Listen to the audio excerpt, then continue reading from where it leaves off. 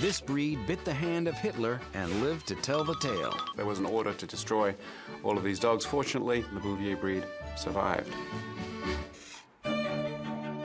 It's the Bouvier de Flandres. Yep, it's a fancy name, and this breed has kept up with some fancy company.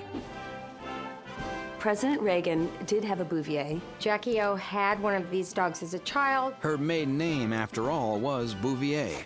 This breed has rubbed elbows with such Hollywood brass as Warren Beatty, Diane Keaton, and Goldie Hawn. Bouviers might have a white-collar name, but it's a blue-collar dog. Bouvier actually means cow chasing in French. Belgian monks first bred the Bouvier as a large working dog during the 19th century. These dogs also proved to be useful on the battlefields during both World Wars, pulling ambulances and finding injured soldiers. Bouviers have a very strong work ethic. You won't see these canines on the battlefield anymore, but if you do happen to spot one, there are a few telltale features that you can't miss. First is this pooch's distinctive facial hair. They have this sort of mustache and long beard arrangement. The upright docked tail was historically cropped to protect the dog's tail from injury during its course of everyday work.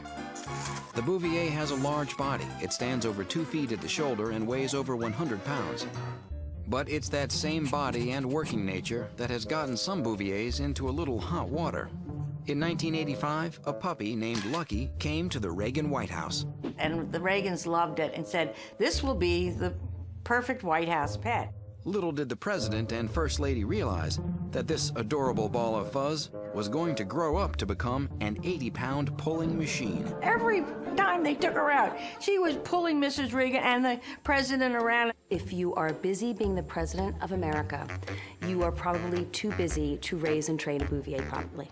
Lucky's most infamous pulling incident, tugging President Reagan across the White House lawn in front of Prime Minister Margaret Thatcher. Lucky spent the rest of her days on the Reagan Ranch in California. Along with being energetic, Bouviers have a reputation for being dedicated to their work and fiercely loyal to their owners. Bouviers need training, but beware, they are independent workers, so training can be difficult. The Bouvier has a beautiful, thick double coat that needs constant attention to avoid matting. Living an average of 10 to 12 years, the Bouvier has a lengthy lifespan for a large dog. But like many big breeds, the Bouvier is prone to some health issues. Bouviers can be predisposed to hip dysplasia, glaucoma, thyroid disease, and even heart murmurs. The Bouvier is a working dog with lots of energy, so apartment life is not an option. The Bouvier is not for the novice, and due to its protective nature, might be a little standoffish with strangers. It probably wouldn't be the best dog if you're a first-time dog owner. So for the most part, the Bouvier de Flandres is a working dog that needs space to explore. They live a long time, but like most large breeds, have some health issues. Brushing 3 times a week and frequent visits to the groomer are a must. Training can be tough, so be diligent and start early. The Bouvier is a serious dog for a serious owner.